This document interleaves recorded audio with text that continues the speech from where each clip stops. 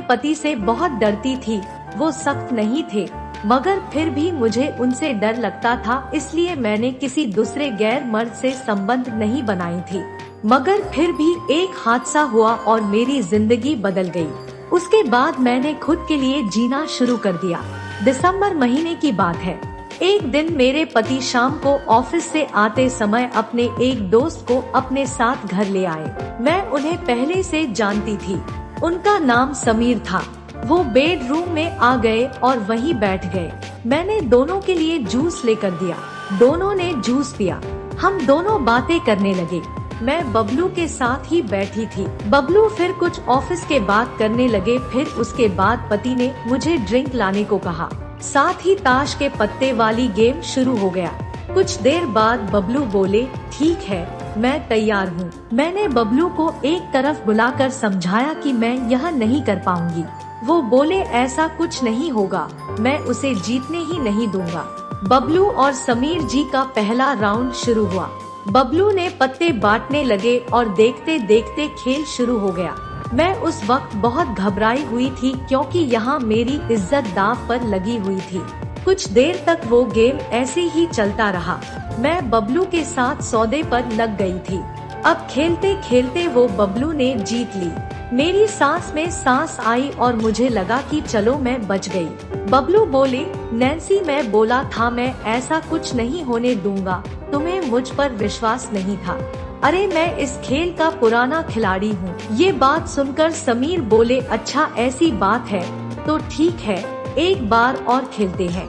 इस बार हमारी दूसरी डील में दांव पर लगाता हूँ। अगर इस बार तुम जीते तो ये डील भी तुम्हारी, अगर मैं जीता तो वाट। इस बार सिर्फ अपने साड़ी ही नहीं बल्कि साड़ी, ब्लाउज और पेटीकोट तीनों एक साथ उतारनी होगी। मैं समीर जी की ये बात सुनकर दंग रह गई थी। मैं समझ गई थी कि उन्होंने अपनी हारी को वापस लाने के लिए शर्त नहीं लगाई थी। मुझे साफ साफ समझ आ रहा था कि वो मुझे बिना कपड़े में देखना चाहते थे। ये मुझे ठोकना चाहते थे। उनकी आंखों में मुझे मेरे लिए हवस दिखाई दे रही थी। समीर जी सोफे पर बैठे बैठे मुस्कुरा रहे थे, मगर मेरे पति को यह बात दिखाई नहीं दे रही थी। उन्हें सिर्फ अपनी डील दिखाई दे रही थी। बबलू ने बोला, ठीक है, मैं राजी हूँ। मैंने बबलू को रोकने की कोशिश की, मगर बबलू नहीं रुके। दोनों ने खेलना शुरू किया। मैंने दूसरी पैक बना दिए थे। इस बार मुझे अधिक घबराहट हो रही थी कि अगर बबलू नहीं जीते तो मुझे सब उतारना पड़ेगा। गेम 9 से 10 मिनट तक चलती रही और अचानक समीर के चेहरे पर मुस्कुराहट आई और उन्होंने अपने पत्ते दिखाए। उनके पत्ते इस बार बन चुके थे और मेरी सांसें एकदम रुक चुकी थी और मेरा धड़कन तेज धड़क रहा था। बबलू का चेहरा भी उतर चुका था।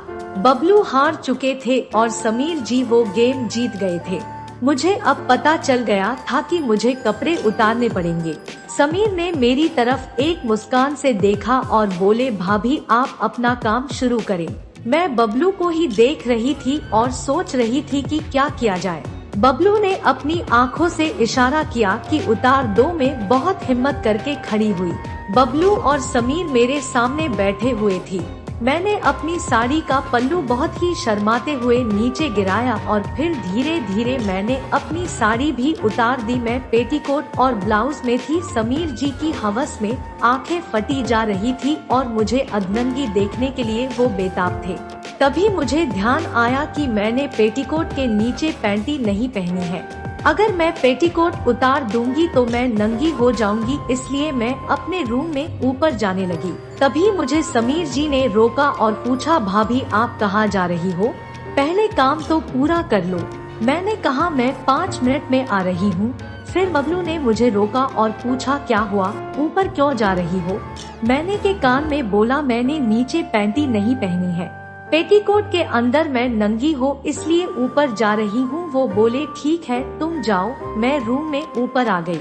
मैं वापस नीचे आ रही थी और मुझे बहुत शर्म भी आ रही थी कि मुझे मेरे पति की वजह से नंगी होना पड़ेगा, वो भी कैमरे के सामने। फिर मैं नीचे आ गई। बबलू ने मुझे आँखों से इशारा करते हुए पूछा, पैंटी पहन ली? मैंने भी आँखों की इशारा से बता दिया। हाँ, पहले समीर जी हमें ही देख रहे थे और बोले, क्या सारा बाजी हो रही है? आप दोनों में? अपने ने बोला कुछ नहीं, बस यूं ही। समीर बोले ठीक है भाभी, अपना काम शुरू करो। मैंने बिना कुछ बोले ही अपने ब्लाउज के हुक खोलना शुरू किया और धीरे धीरे सारे हुक खोल दिए। मेरा ब्लाउज खुल चुका था और मेरे नीले रंग की ब्रा उसमें से अब दिखने लगा था। मैंने अपना ब्लाउज उतारकर सोफे पर रख दिया और फिर मैंने अपनी पेटीकोट का नाड़ा पकड़ा और उसे भी खींच दिया। पेटीकोट भी नीचे जमीन पर गिर गया। मैं सिर्फ ब्रा पैंटी में रह गई। मुझे अब खुद पर शर्म आ रही थी। मैं गैर मर्द के सामने थी और वो मुझे घुरा जा रहा था और मैं कुछ नहीं कर सकती थी। समीर जी मुझे ही देख रहे थे। समीर जी 10 मिनट तक मुझे देख रहे थे। मैंने अपनी दोनों आंखें नीचे झुका रखी थी। मैंने फिर से दोनों को पैक बना कर दिया और दोनों ने अपना तीसरा पैक खत्म कर दिया।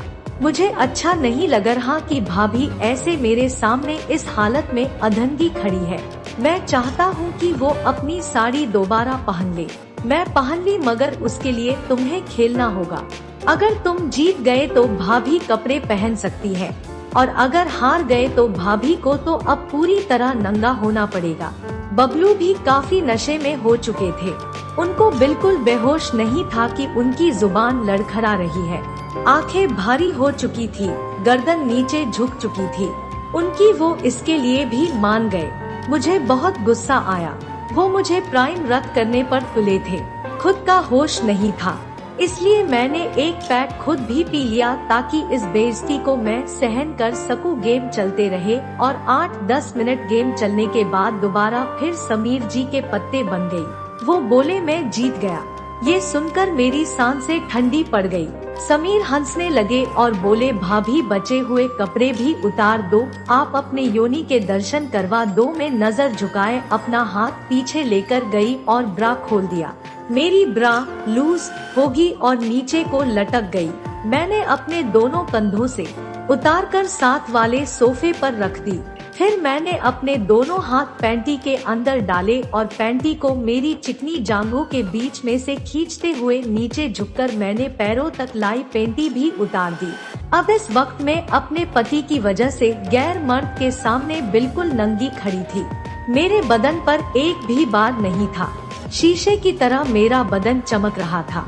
समीर जी मेरी चिड़िया की तरफ इशारा करते हुए कहा भाभी ये क्या पहना हुआ है आपने? मैंने अपनी चिड़िया पर बाली पहनी थी जो और भी खूबसूरत लग रही थी। मेरी बाल खुली हुई थी जो कि मेरी आधी कमर तक थे। हमारी शादी को अभी सिर्फ 2 साल हुई थी, इसलिए मैंने अपने दोनों हाथों में शादी का चूड़ा पहना हुआ था और मैंने गले में मंगलसूत्र पहना हुआ था। लाल रंग की लिपस्टिक से मेरे होठ रसीले हो रही थी।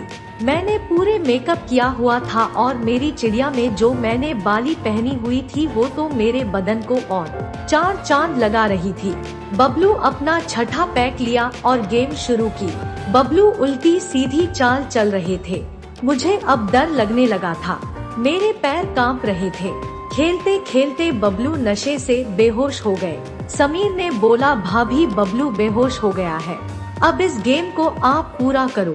मैंने कहा नहीं, मुझे ज्यादा खेलना नहीं आता। तो समीर जी बोले ठीक है, फिर हम दोनों बिस्तर पर चलते हैं, मैं वहाँ सिखा दूंगा आपको। मैं समीर जी का इशारा समझ गई थी और समीर जी हंसने लगे और जोर जोर से मेरा चेहरा उतरा जा रहा था। बिल्कुल मुझे पता चल गया था कि अब मेरी ठुकाई होने वाली है जमकर, वो भी एक गैर मर्द से। बबलू बिल्कुल बेहोश पड़े हुए थे। समीर जी उठकर मेरे पास आए। मेरे गर्दन नीचे झुकी हुई थी। उन्होंने मेरा हाथ पकड़ा और मुझे खड़े किया। फिर मेरी छोटी पर हाथ रखा और मेरा चेहरा ऊपर उठाया और बोले चले, हम दोनों अब बेडरूम में चले। भाभी जी, समीर जी ने मेरी जुल्फों को मेरे कान के पीछे किया और मेरा हाथ पकड़कर मुझे ऊपर बेडरूम में ले जाने लगे। मेरे सारे कपड़े नीचे लिविंग रूम में ही पड़े हुए थे। समीर मेरा हाथ पकड़कर मुझे नंगी ही बेडरूम तक ले आए। हम दोनों मेरे बेडरूम में आई। हमारे बेडरूम में आते ही हमारा कुत्ता देखकर भौंकने लगा।